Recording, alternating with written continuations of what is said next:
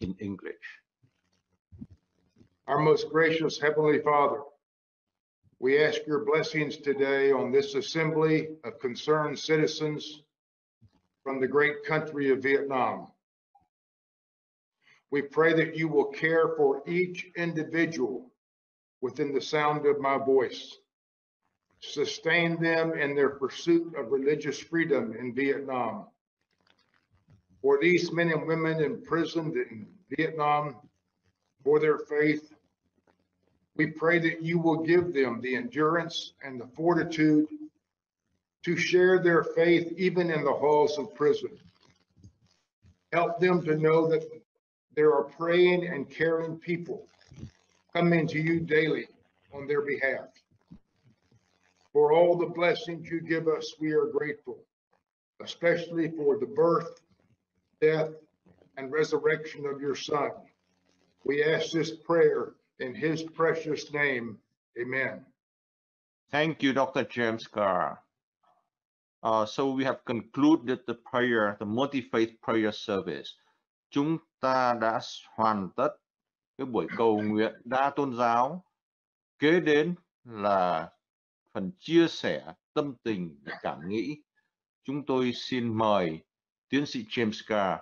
So Dr. Carr, so we are now asking you to share briefly your thoughts and reflections about today's events, or about the commemorating day, or about the situation in the world or in Vietnam relating to religious freedom, please. Thank you so much for that introduction. It's truly an honor to join you for Vietnam's multi-faith prayer breakfast to commemorate victims of religious freedom violations. In a world filled with conflict and division, multi-faith events are wonderful opportunities to reflect on the fact that although we might come from different religious traditions, our belief in religious freedom unites us all. During my short time on the U.S. Commission on International Religious Freedom, I have been impressed with the dedication and passion of Vietnamese religious freedom advocates. During USCIRF's visit to Vietnam last September, my colleagues met with leaders from a wide range of faiths, advocating for the rights of all faiths. Vietnam's struggle for religious freedom is truly a multi-faith effort. Unfortunately, this multi-faith aspect is also reflected in the hundreds of human rights defenders imprisoned in the country of Vietnam. Earlier this summer, I adopted Adao, pastor of Mont Yard Evangelical Church of Christ, through USCIRF's Religious Prisoners of Conscience project. My colleague Anarima Bergava adopted Nguyen Bach Trinh, a Wuhao Buddhist lawyer. Together, we try to advocate for their release, as well as the release of all prisoners of conscience in Vietnam. USCIRF has also advocated for the most venerable Thich Quan Do, patriarch of the Unified Buddhist Church, before his passing earlier this year. We have great concern for the priests and monks of the Tian Monastery, for the abuse they have suffered at the hands of mobs, and regretfully, many in the mobs were police officers and government officials.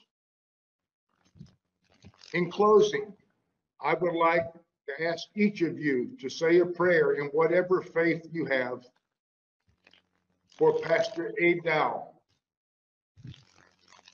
and for Nguyen Bach Trinh, and their families and all the other imprisoned human rights advocates in Vietnam.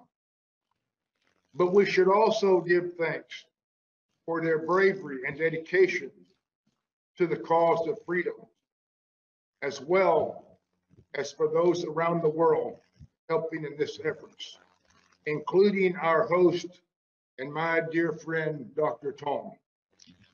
The people of Vietnam are fortunate to have such remarkable individuals, and I am confident that one day they will help lead Vietnam into a future in which people of all backgrounds can practice their faith freely. God bless you. God bless the country of Vietnam. Thank you so much for allowing me to speak to you today. Thank you, Dr. Carr. Now we would like to ask the technical team to play the video of the testimonial of Father Andrew Nguyễn An Dũng of the Benedictine Order. Thank you. Bây giờ tôi xin câu nguyện bằng tiếng Việt tiếp. Kính lạy Chúa ba ngôi Đức Chúa Trời của chúng con, Ngài là đấng toàn năng, Ngài hôm qua, ngày nay cho đến đời đời không hề thay đổi. Chúa ơi, buổi sáng hôm nay, Ngài cho chúng con có thi giờ quý báu rất quan trọng để chúng con hướng lòng về Ngài. Giờ này đây, con xin dâng lời câu nguyện cho anh em của chúng con tại Việt Nam, đặc biệt là vùng Tây Nguyên của chúng con, đang ngày đêm chúng con đối diện với sự hoạn nạn khó khăn từ phía chính quyền Việt Nam bắt bớ tra tấn tù đày chúng con vì cớ danh Ngài. Con nguyện cầu xin Chúa đoái thương đến dân tộc của chúng con và bảo vệ che chở chúng con mọi lúc mọi nơi. Xin thêm sức cho chúng con được vững lòng bên trí để chúng con không rung động, không sợ hãi khi chúng con đối diện với sự hiểm nguy của thế gian này.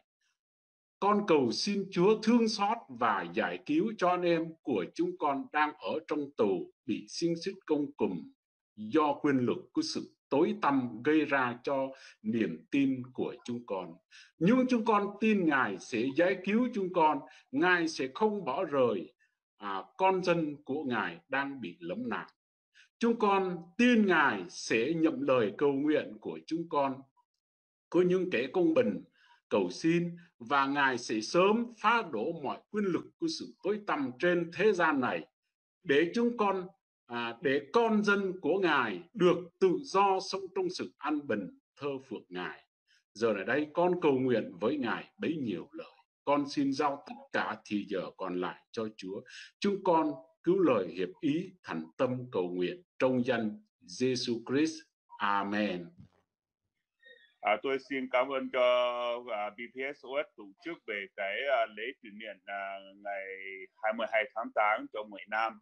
Đó là chúng tôi rất là mừng bởi vì là cộng đồng dân tộc Mông chúng tôi cả thế giới, nhưng mà nói riêng là dân tộc Mông chúng tôi ở trong nước thì thường cũng bị rất nhiều đàn áp về chính quyền cộng sản trong vòng 30 năm, hơn 30 năm đây. Thì tôi cũng mong ước các hệ phái tôn giáo ở trong nước và ngoài nước để chúng tôi có sự đoàn kết, để liên kết với nhau, để giúp đỡ với nhau, để đất nước của mình sớm được tự do cho những niềm tin tôn giáo bản thân của mình. Thì hôm nay tôi cũng cảm ơn tiến sĩ Nguyễn Đình Thắng là trực tiếp ở đây để gặp mọi người này nói chuyện và chia sẻ về cái sự đàn áp tôn giáo ở trong nước. Đó là một cái rất là quan trọng. Tôi muốn chia sẻ với cộng đồng người Mông chúng tôi từ trước đến nay thì chúng tôi không có cái liên kết với bên ngoài trong nước, cho nên chúng tôi chỉ chịu khổ về chế độ cộng sản đàn áp rất nhiều với chúng tôi, mà chúng tôi cũng không dám nói cái gì, cũng không biết là kể cho ai nghe. Nhưng mà trong vòng 6-7 năm đây là chúng tôi đã liên kết được tôn giáo cả thế giới, hoặc là Liên Hiệp Quốc với lại Hoa Kỳ, với tổ chức của BPSOS. Lúc đó cho đến bây giờ thì chúng tôi mới nghe tin bên ngoài họ biết về tin tức của người Mông chúng tôi bị rất nhiều về bên cộng sản. Cho nên là tôi cũng rất là cảm ơn cho tiến sĩ Nguyễn Đình Thắng là tổ chức của BPSOS, là họ đứng đứng ra bên cạnh chúng tôi để nắm thông tin của chúng tôi để đưa ra cho Liên Hiệp Quốc hoặc là chính phủ Hoa Kỳ để họ biết về tin tức của người Mông ở trong nước như thế nào. Tôi rất là cảm ơn, là cũng cảm ơn tiến sĩ Nguyễn Đình Thắng cho một cái thời gian cho tôi để nói bài câu chuyện hay tự nhiên.